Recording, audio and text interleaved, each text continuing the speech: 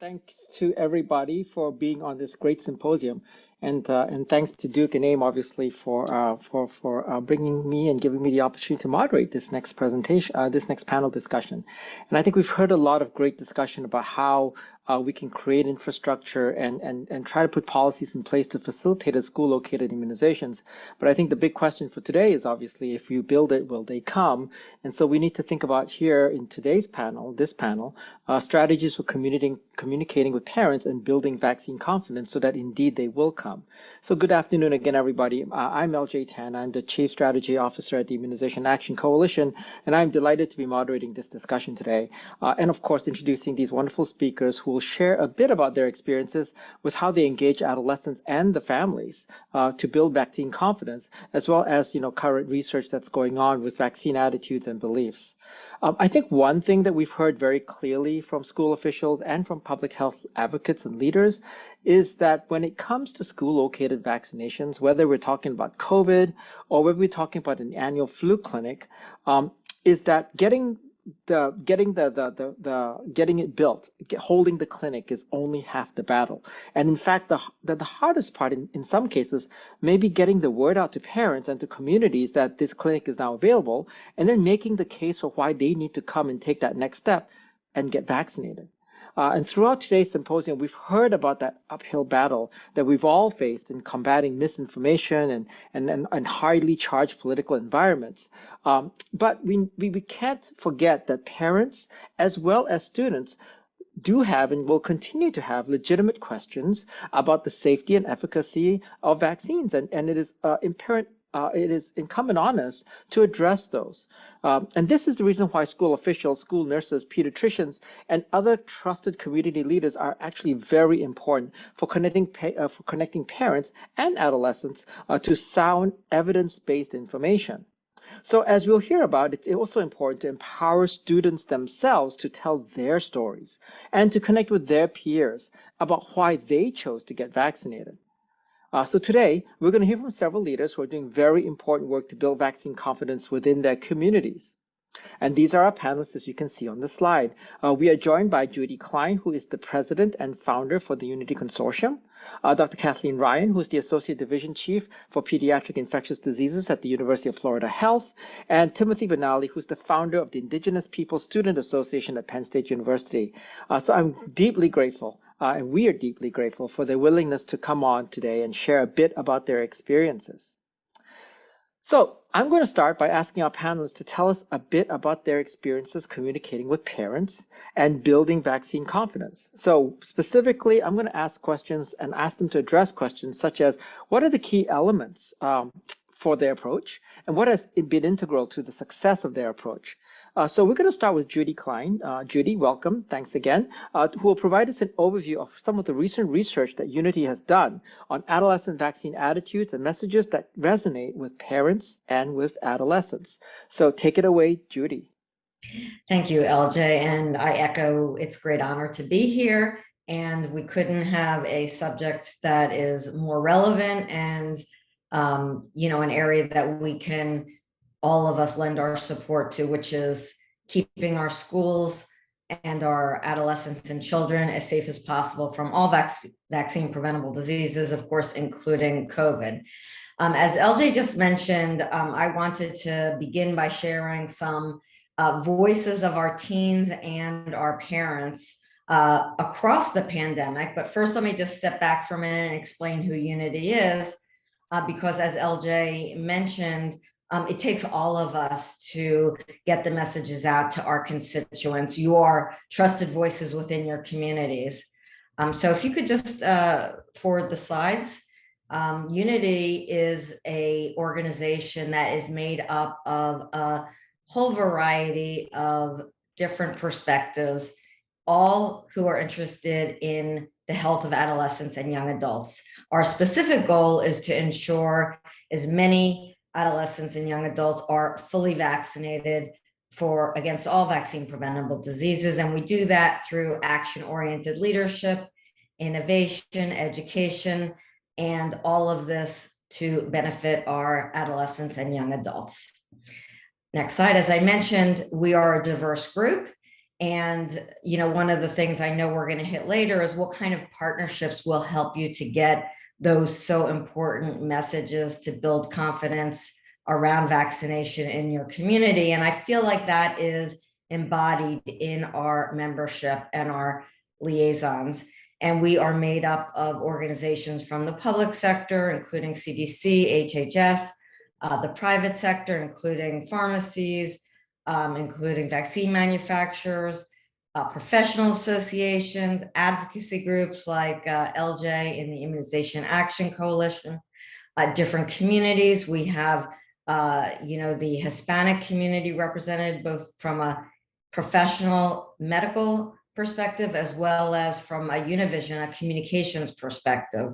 That's just a sample of the kinds of partnerships I believe it takes to make sure you're getting to everybody in your community. Next slide. So as LJ just mentioned, we have been doing a multi-wave survey throughout the pandemic with parents and teens. It covered three major areas. One, just how they're doing, what are their stress levels?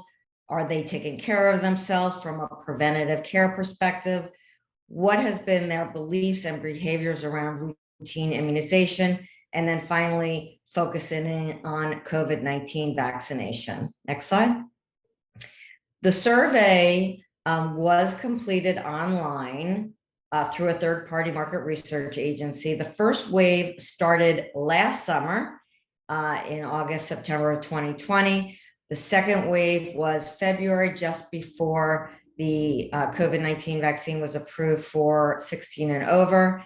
And the third wave was just this past June, which seems like not too long ago, but as you all know, so much has happened in just the last couple of months. As I mentioned, this reflects the voices of parents of teens 13 to 18 and teens themselves of that same age. And we did have a variety of demographics representative of race, ethnicity, location folks live, and more. And I'll talk a little bit about that, but I only have 10 minutes. So should you have questions, please do put them in the chat and we'll try to get to them later. Stepping back onto that routine, preventative health care, which is, starts with the well visits.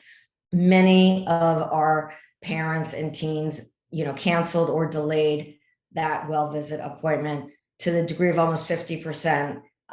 The parents indicated had to do that throughout the pandemic.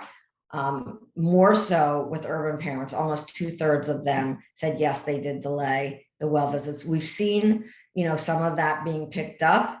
As you can see here in June, 93% said they were able to reschedule, but I know we still have a way to go to completely make up for lost well visits. Next slide. So, why did they feel like they couldn't go to well visits? And this kind of applies to other locations that folks would need to show up for vaccinations, for example. And if you look at the bottom, and this is wave 3, which is again in June, versus wave 2, which was February. The two most important reasons they weren't going was well visits were not urgent for them right now. And then second, and most importantly, they still had concerns about getting COVID at the doctor's office or clinics. And again, the pink shows that it did decrease a bit, but it's still, almost 1/3 of people. And by the way, we talk to our mom advisors and our teen advisors routinely. I personally thought that safety concern about healthcare provider locations was going down, but they said, no, that is really still important to them to hear that message directly from their healthcare providers and their public health community. Next slide. How about routine vaccines? And we asked them all across the board about routine flu, obviously, which is routine, and COVID-19. They believe throughout the waves, and this reflects all three waves, in the importance of vaccination, with flu and COVID being down a bit relative to the routinely recommended vaccines. COVID, as you could see, took an uptick in June of this past this past June, this past wave. Next slide. However, at the same time, we've continued to ask them about their vaccine safety concerns, and we've only seen those concerns being trending up. We actually did the same question, many of these same questions back in 2016, pre-pandemic. So we show the parents and teens responses for these two questions on the slide as well as wave 1 and wave 2. And if you forward one more, we'll get wave 3 on there as well. Thank you. So we asked parents and teens their agreement with two sentences. One, I have some concerns about the safety of vaccine, which you'll see the responses on the left, with parents' concerns going up to about 63%, so almost 2/3 having some safety concerns about all vaccines by wave 3, and teens, that trend is similarly reflected in their responses.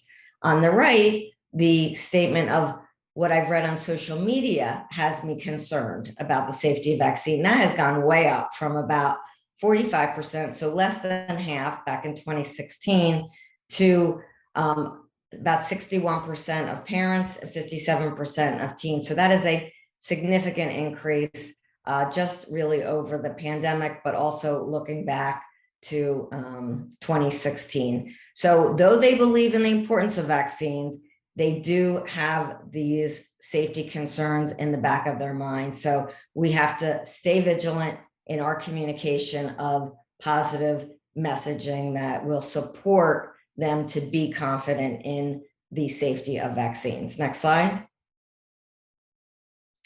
In terms of thinking about the COVID-19 vaccine, and just you could keep going for a moment.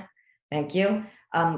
About 60% of the participants, the parents as well as the teens, did get their COVID-19 vaccine by June. And as you could see on the right, many of them were going to pharmacy. I know we just had a discussion about pharmacy, as well as their healthcare provider, their physician provider, I should say. Next slide. And again, still thinking about that COVID-19 vaccination and where parents are looking to get their information. You could advance this one more, I believe. Thank you. So this is just parents. It goes, the first couple columns is the source that they go to for information, and the second column is which source matters most to them in their decision to vaccinate. And you could see, and this has been validated in many other studies, that their doctor or other healthcare provider is their number one source and the one that matters the most. But as you can see, by wave 3, they were certainly broadening their sources, and the circled red area indicates other sources that they have been often going to, including public health, the internet, as we know with the social media, vaccine manufacturers, and their pharmacists. Next slide. And oops, sorry. Let me just mention the one which we already talked about, social media, though they say remains lower on the list of sources and doesn't matter as much, but yet on the previous side, they do say, however, what they do see does kind of niggle at them. So as we know that social media is a major source of dis and misinformation. Next slide. So what is motivating parents and teens to get the COVID-19 vaccine? With the blue parents on the left and the green teens on the right, across the waves, we see they want to protect either themselves or their teen, and they want to protect their family. In particular, when we talk to the teens, we know that they're particularly worried about the loved older individuals in their lives, like grandparents and others who they're close to. And that often is a reason for the teen to get vaccinated if they're hesitant or they're not feeling the urgency for themselves. Next slide. And what reasons do they not want to get vaccinated? As you all know, concern about side effects is the top reason, way above many of the others. But also back in June, as well as the previous waves, they, they're not only concerned, but one of the safety particular issues is that they could get COVID-19 from vaccination, which of course we see reflected in some of the flu safety concerns. Next. And then on the bottom there, but in rising importance, especially if you look across the waves, for example, that low one, the lowest one, I think my teen could get seriously ill. My teen will not be seriously ill from COVID-19. Has through the pandemic been, a reason for teens not to get vaccinated?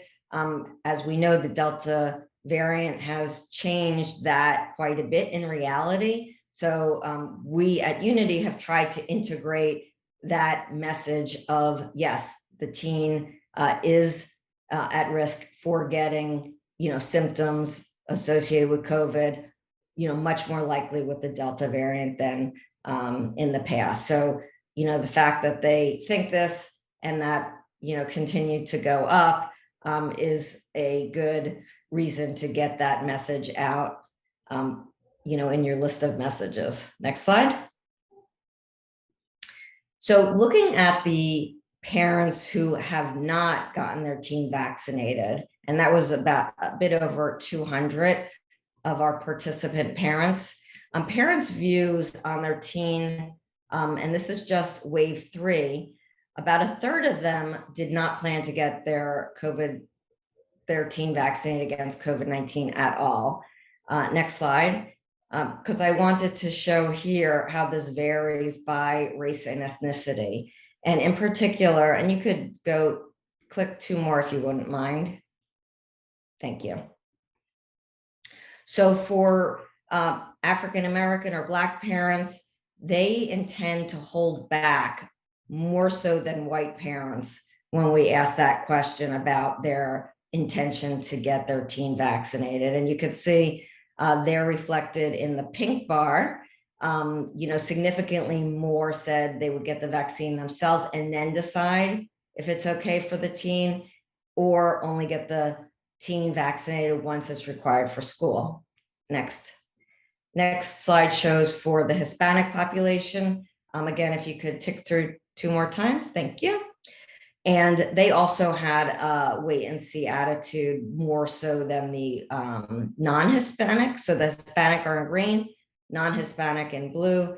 And you could see that they were much less likely to say, more likely to say, I'll get my teen vaccinated when I can fit it in. They're busy, perhaps working, and it's more difficult to get access to vaccination.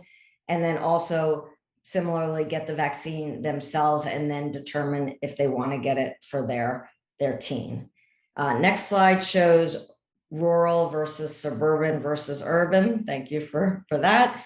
And here, take a look at the bottom. Almost half of the parents residing in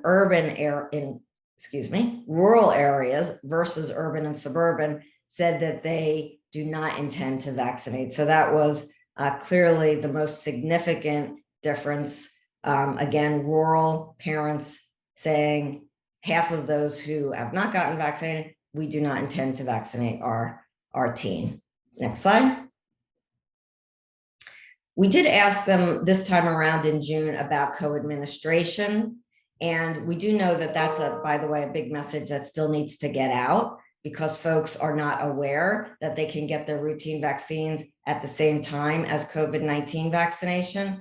70% said that's fine with them. 30% said, I have some issues. Of the folks who didn't say, I already am up to date for my teen, the biggest concern was safety of getting COVID-19 at the same time as other vaccines. Next slide. So just to wrap up the survey findings, adolescents and parents continue to recognize the importance of vaccines, but at the same time, concerns about safety are on the rise, ongoing impact of social media. And adolescents and parents are seeking information from trusted sources, including their healthcare provider. And finally, co-administration is mostly acceptable, though I want to also mention that many of them are not aware of the CDC guidance on that particular point. Thank you, LJ. Oh, thank you, Judy, for that presentation. And I think what we'll do is we're just going to go through all our presenters so that they all have enough time. And then at the end, with our remaining 15 minutes or so, we will go ahead and have the questions come out and then address them to our panelists. And folks on the symposium, please make sure you put your questions into that question and answer box, and we'll be certain to get those questions out to people. Thank you very much. Okay, moving along, I'm delighted to welcome Kathleen, and you are here to talk about your work with schools in the Alachua County in Florida for promoting flu vaccines. I think this was something that, in fact, you all received a Summit Award for. So based on that, what lessons have you learned about the communications and the role of pediatricians, for example, in building vaccine confidence? So take it away, Kathleen, and thank you for being on. Thank you very much for having me today. Next slide. So I'm going to talk about our control flu program, and this segues well with the presentations that came before this, but also talk about how we've communicated with the community, our parents, and the schools about the program. So the Alachua County program has been in existence since 2009-10 season, after a pilot year where we learned a lot about how to create the program, communicate with our community about the program. Next slide, please. So this program is definitely a collaborative effort. As you've heard before, it's very, very important for this to be a collaboration between different entities. So we have the Alachua County schools, the public schools and the private schools, and the Alachua County Health Department.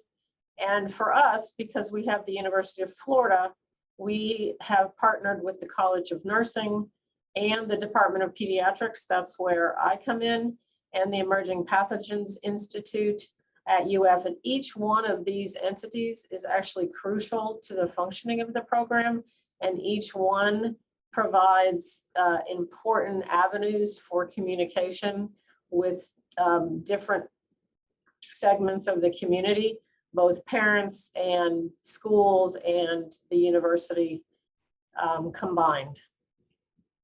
The next one.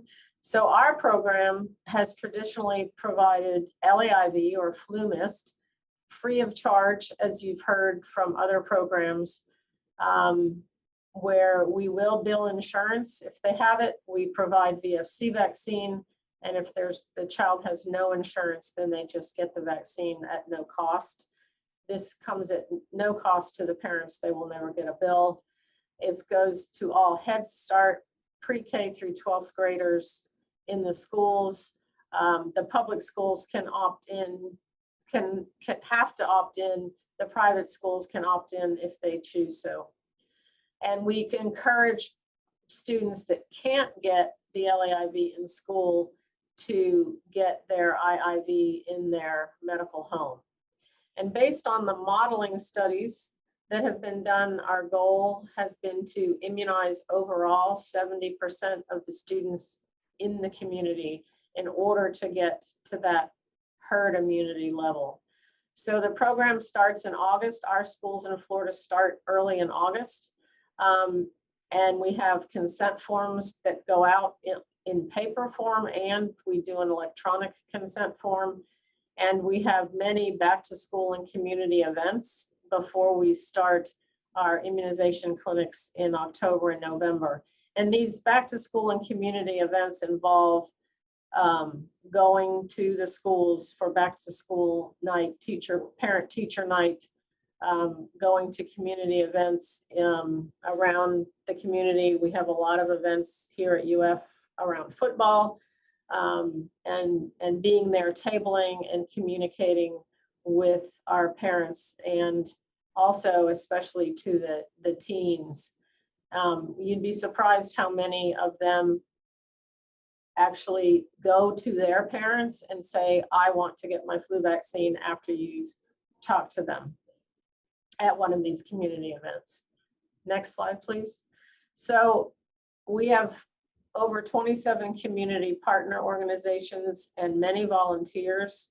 We've created this over the years. The community partners involve like I said, the University of Florida, the Children's Miracle Network, AvMed, many community churches and volunteer organizations.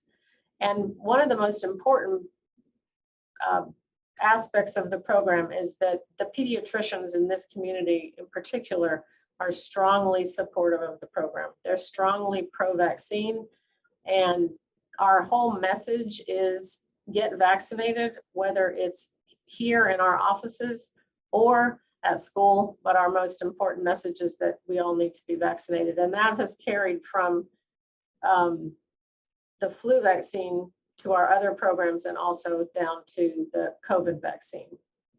And over the years, we've surveyed parents, and they like the program because it's convenient, at no cost, and parents that can participate once will participate again. Go ahead, next slide. So the nursing students at the University of Florida provide vaccine. This is part of their community health education. And we have many student UF volunteers and our medical reserve corps. Next slide, please. So this is what we've done over the years. We did go into the schools last year. Our students were in-person school or had a virtual option, and we did provide LAIV.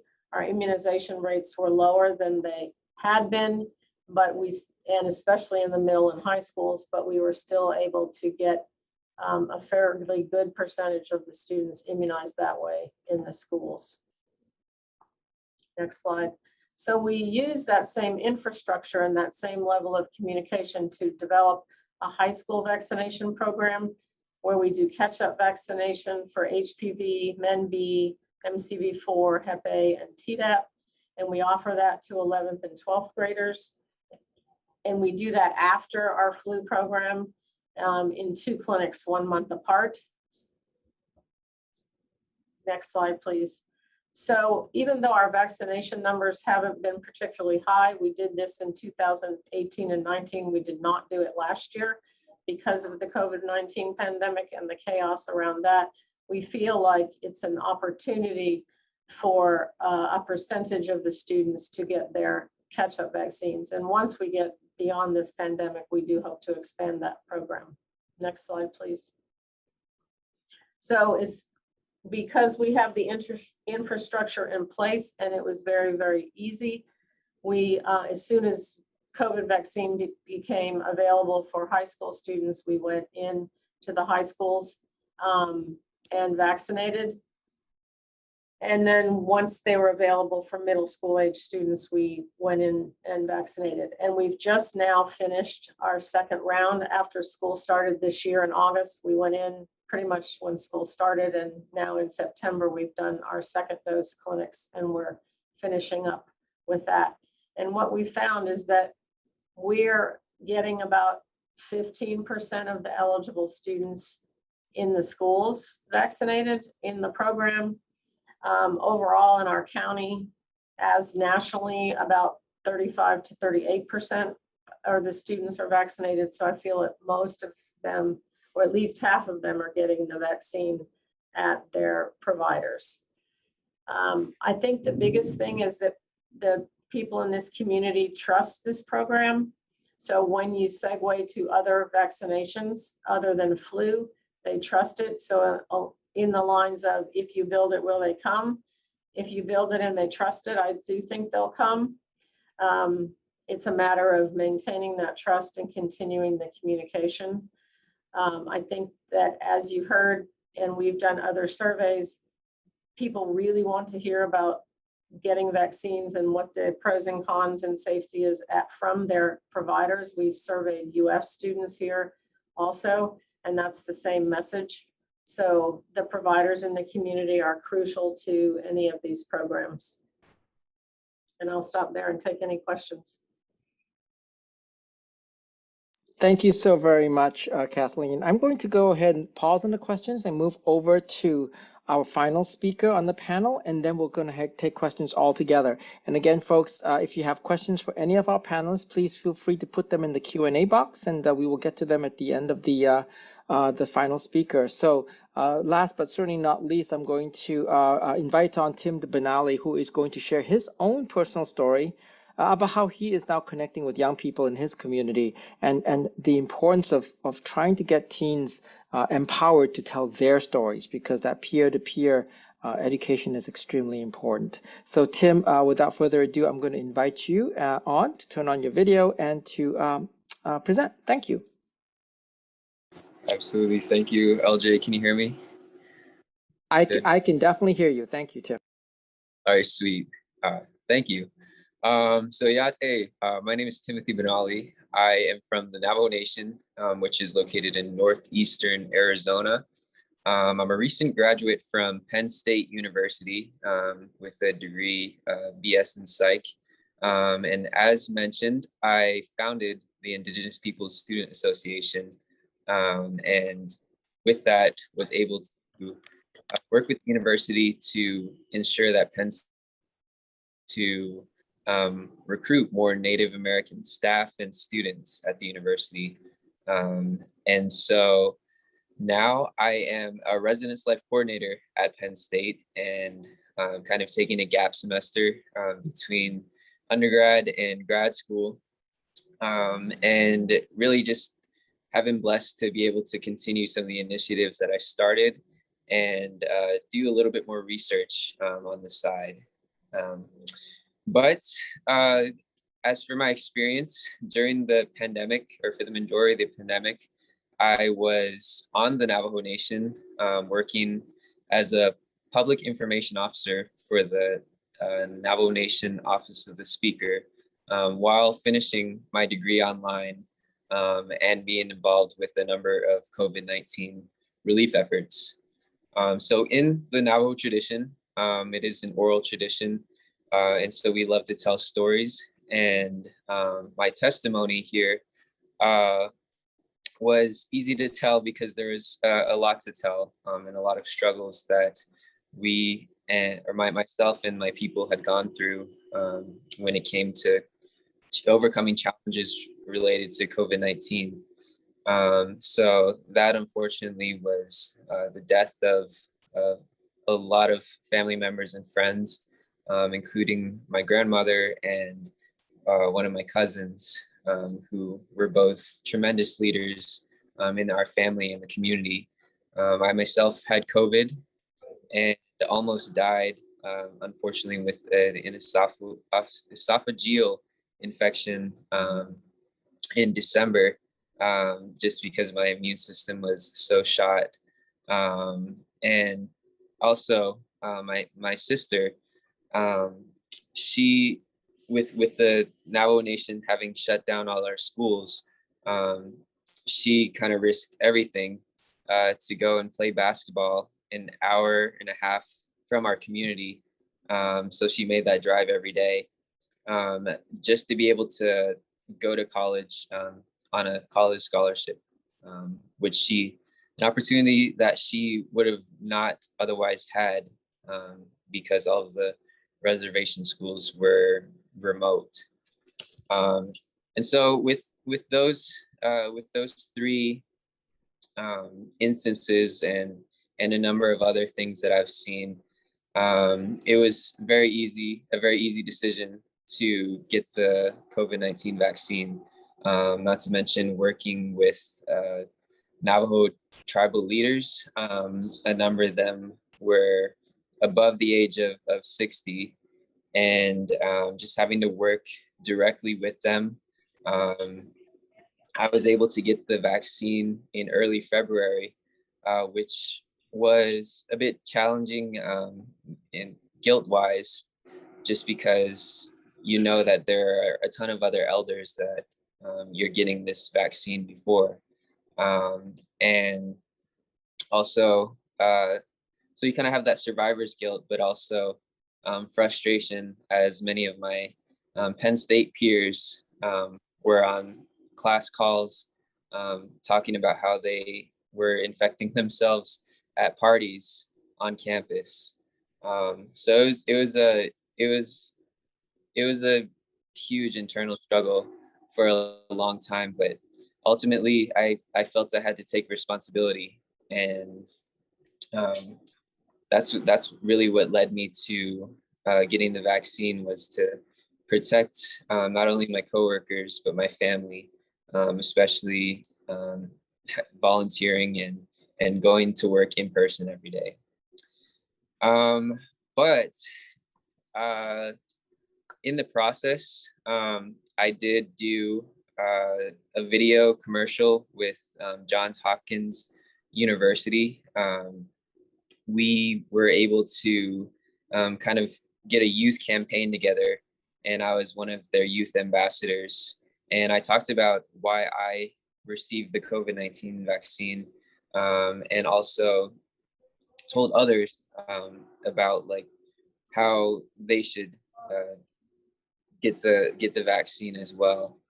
But although it was a good experience, I think it's important to note that I did get a lot of kickback for doing that commercial.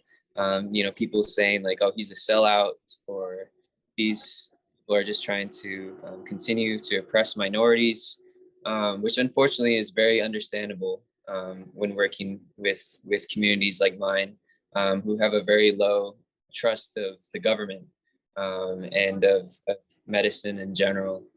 And so, much like my advocacy efforts to increase Native American student rights at Penn State, I think that with any campaign, you need to be willing to meet the needs of a whole person. So we're not just vaccinating and evacuating, where you need to evaluate your program and evaluate your own motivations, and ask yourself if you're willing to care for the needs of a whole person, or if your program is prepared to meet the needs of a whole person, especially with community being so important to like Native American tribes like the Navajo. You need to be willing to meet not only their physical needs with the vaccine, but also their mental, emotional, and physiological needs as well. So that said, these efforts, like I would say, need to be multifaceted. Like in my experience, sorry, I'm reading like you're just about out of time here, and threw me off there a little bit there. But yeah, with these multifaceted efforts, be sure that you're able to put in other efforts and suggestions to check on elders and encourage general checkups, and to meet the whole needs of individuals, because they are human. And yeah, just definitely leave room to take care of a whole person in these efforts, and don't just make it about just getting the vaccination and leaving. So that is my party advice, and I'm open to questions now. Thank you.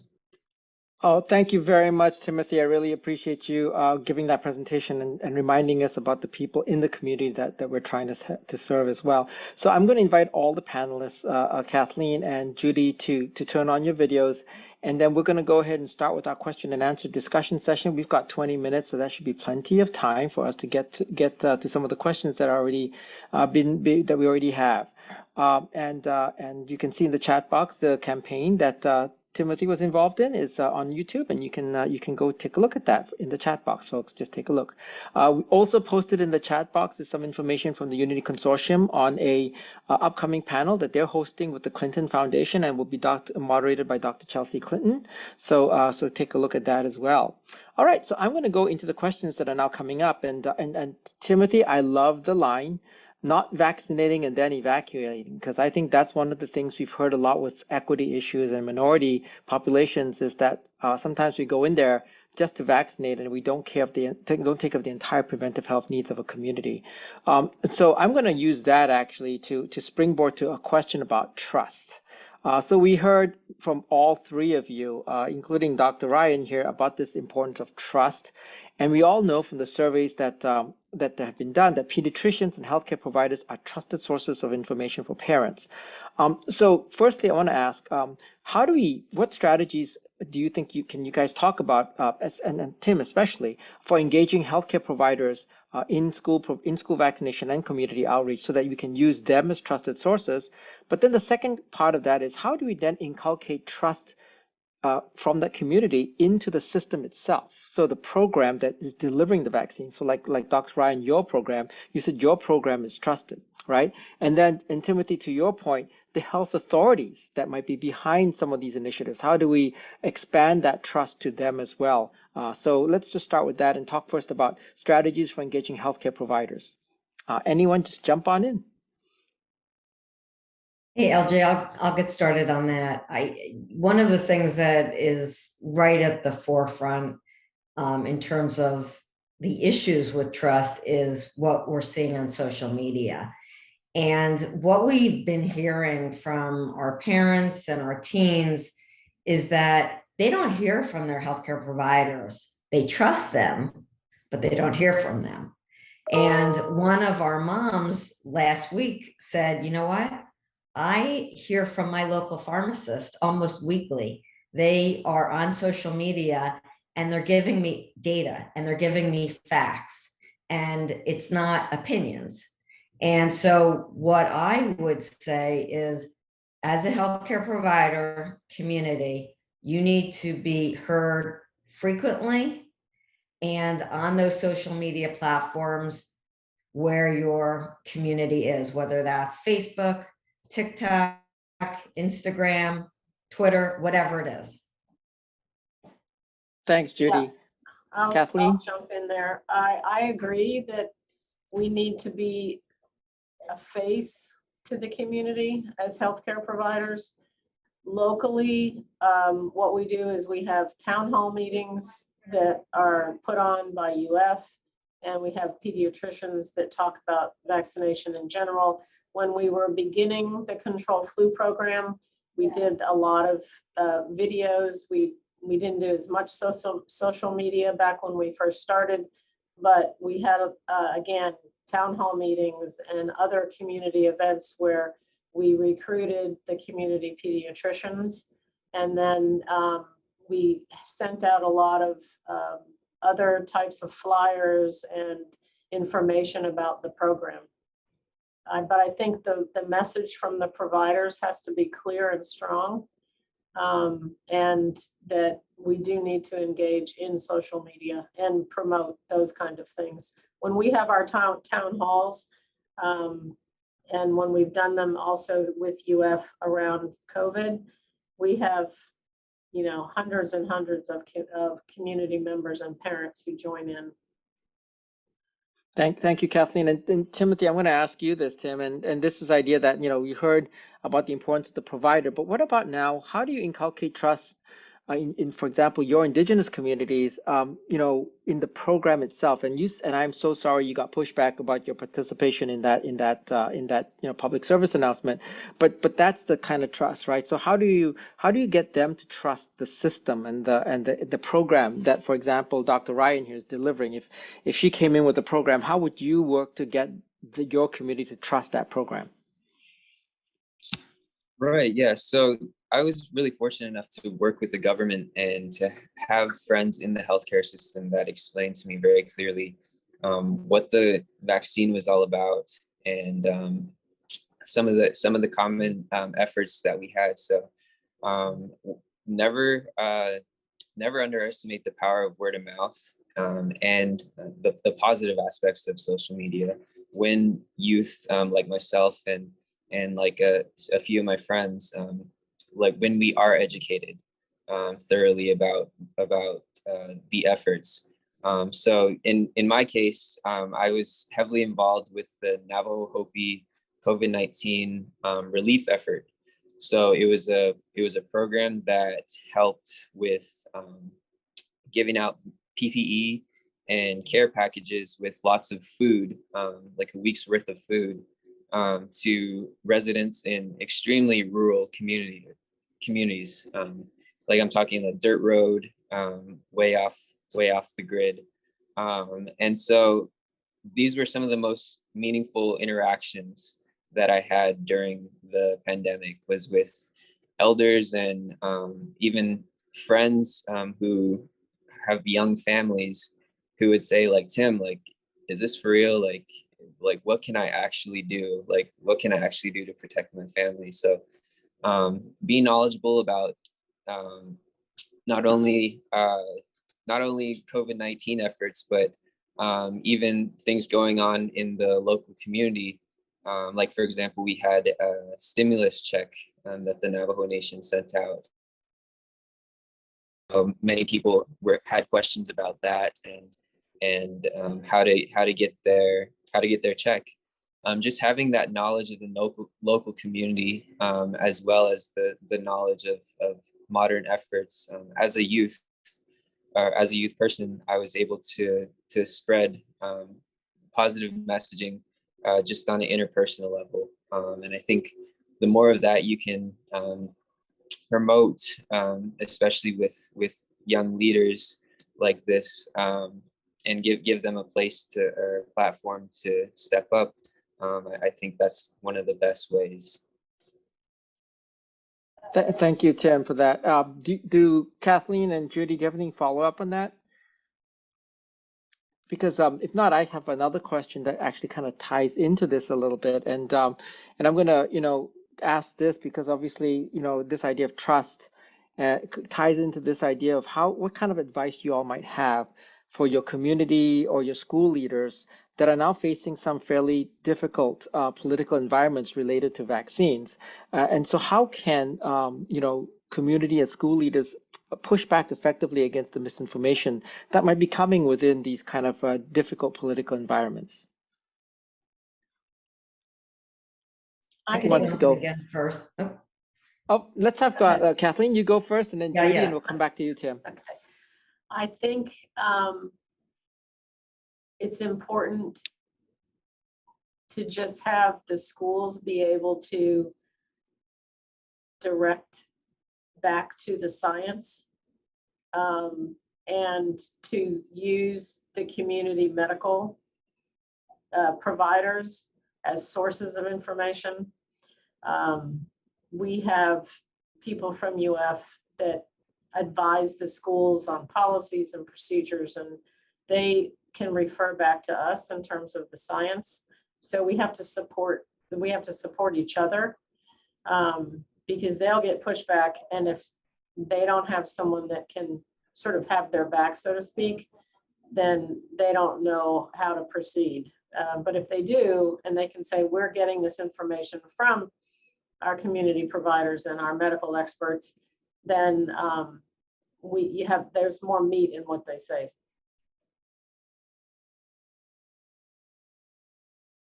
I'm on mute. This is this idea of having the local experts in the community that are respected provide a backup for the community leaders who are pushing for school-located vaccinations.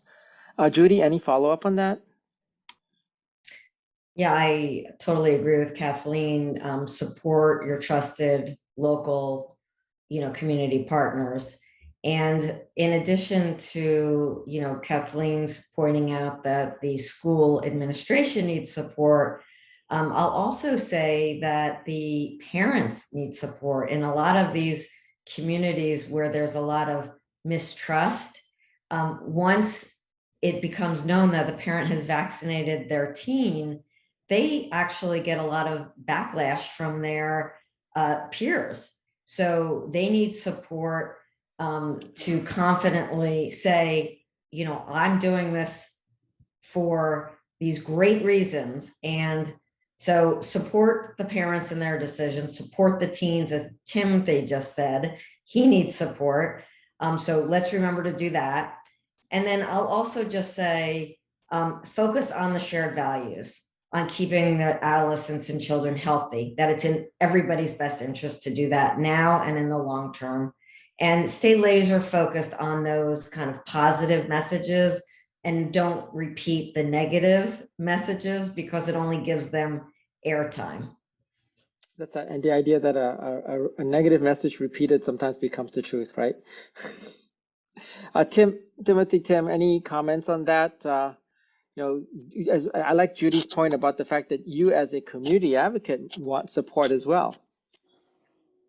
Yeah, definitely. And really, it's hard to just chase arguments all the time, because that's definitely what people want to do sometimes, especially in areas where it's kind of reinforced with, like, for example, the like Navajo's history with the government, like that trust is always going to be damaged, at least for a long time here.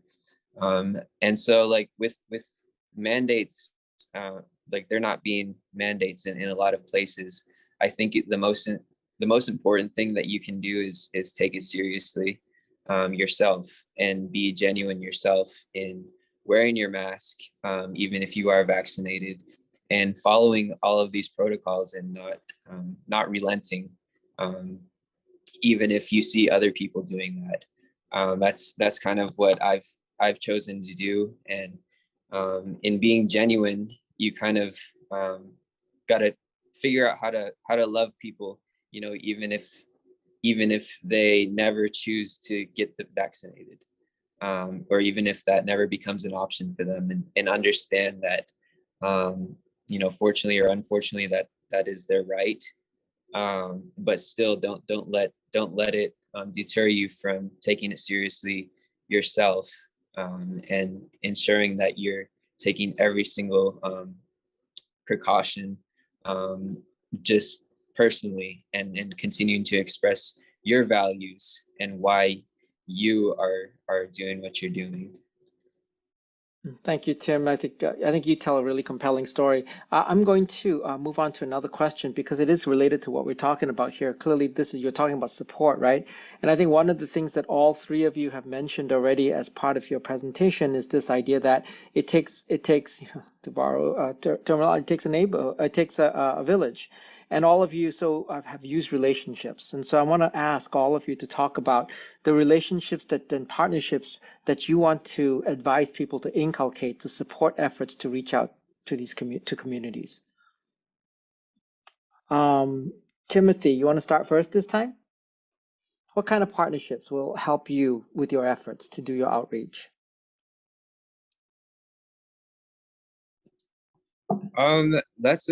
That's a good question. I wasn't ready for that. But I think, just really looking out for people who typically fall by the wayside. Looking out for, like, for me, some of the most meaningful partnerships that I've made have been in the middle of the Navajo reservation. Like I said, miles from the main road. Um, my girlfriend actually is from a border town, as we call it. And so in that border town, that's where the majority of resources are for our people. Like, that's where the nearest Walmart is, and the nearest fully equipped hospitals are. And it's kind of where everybody goes on the weekends, if you know what I mean. But that border town is probably about 2 hours from where I lived, which was in the heart of the reservation, where resources are very scarce, and there's not fully equipped hospitals. There's rather clinics, and where there's small grocery stores that tend to be overpriced. And so in our efforts, she would get, like, a lot of resources from there, where honestly a lot of people with resources would donate, but they would go to people in the immediate area. And so working with her, we were able to get some of my friends and bring those care packages all the way to the middle of the reservation, the places where people had the greatest need, but kind of fell by the wayside. And so we were able to create those partnerships, and luckily those mutual aids were able to continue to call those the people in the middle of the reservation, and see if they had any people that they knew that needed referrals, or needed resources. And yeah, just like that word of mouth and being able to pass it on was probably the most meaningful relationships that I was able to cultivate. Timothy, thanks for that. And you know, the reason I'm smiling also, it reminds me about this idea of access, right? So much of success is access to vaccines. And I know we're talking about access to schools, but you've pointed out a very important point with a lot of rural communities is, you know, where is the best access points for vaccination? And I think forming partnerships to try to get access to vaccines for people that are in the middle of nowhere is extremely important. So thank you for that. Judy and Kathleen, partnerships that you all form for your programs. Go ahead, Judy. You go first, because then Kathleen can go after that. Okay, thanks, LJ. And Timothy, thanks also for sharing that particular point of view. You know, at the local level, there is a infrastructure that currently exists, and LJ is really familiar with this. It's your immunization coalition. So I would say work to strengthen that coalition, because I have seen, for example, in Sioux Falls, it's just a great infrastructure to get all of the folks in the community involved around immunization. And that includes folks like public health, like the schools, pharmacies, you know, integrated delivery networks, and those community organizations that have fairs and have outreach in the community. So strengthen your immunization coalition, join them, and, you know, become a, you know, a active participant. I'll also just mention, I think Jane put in the chat box or the Q&A, Unity has an initiative called Community, and there's a link to it where we support those immunization coalitions at the local level. So, you know, that's the infrastructure. And then we have lots of resources to provide kind of in a turnkey manner. So it's supporting both from the national level as well as the local level.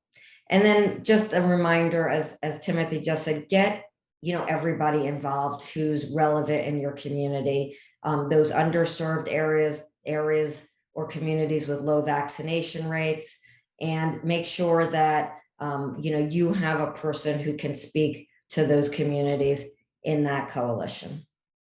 Thank you, Judy. Kathleen, partnerships that you formed. So I think that locally we have used a lot of different community organizations, but one of the ones that is really important, especially in rural areas, we're in the Southeast, so our religious organizations, I don't think we can forget about them as part of the village. If you can engage those as well, they can really help support programs. They can, you know, in communities of color, if they're supportive of things, they're going to be a trusted source of information. So I think reaching out to those types of leaders is really important, along with everything else that Judy has mentioned. But it does increase access, especially if you take vaccination programs even outside of the schools and into those areas. You can increase access to that type, to those kind of, to vaccination in general. Thank you so much, Kathleen. And I, you know what, we're out of time, and there's so many more questions that we could talk about. Like, you know, about the idea that safety concerns remains one of these most challenging, thorny questions that you pointed out, Judy, in your survey, and how do we address that in social media? But I think, unfortunately, we're out of time. So what I'm going to do now is thank our panelists, Timothy Benali, Judy Klein, and Kathleen Ryan, for coming on and sharing their experience. I think this is what they shared. It's not just their wisdom, but also their experience of how to get into these communities on the ground, conduct surveys, and get them vaccinated. So indeed, I think the answer is, if you build it, you can get them to come. But in order to do that, you need to build trust. You need to build communications channels that are transparent, and you need to build relationships, very unique ones, clearly, that suit the community that you're trying to get into. So thank you very much to our panelists. And I'm going to now turn this back to our hosts. And again, thanks everybody. Hey, LJ, thanks very much. My thanks to the panelists as well. What a great discussion, not only in Thank this you, Dr. third. McClellan.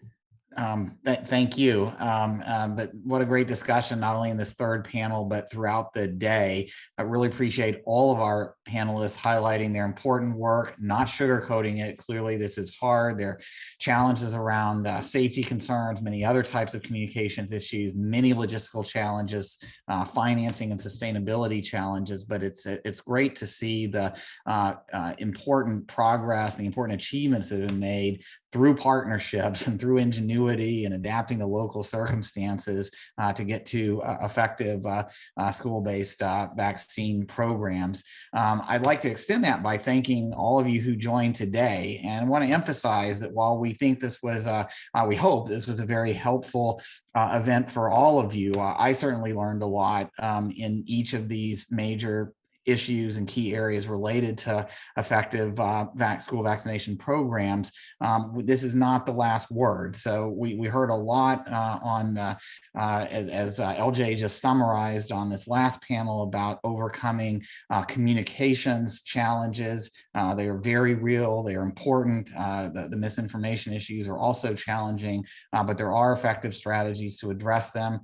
We heard a lot in the first panel that I moderated about effective ways for setting up these programs and even looking ahead to how to sustain them effectively, and lots of ideas in the second panel on the variety of approaches to vaccination programs, how to build the partnerships and how to overcome challenges in getting there and succeeding. We've taken a lot of notes. I hope you all have too, around those challenges and around how to overcome them.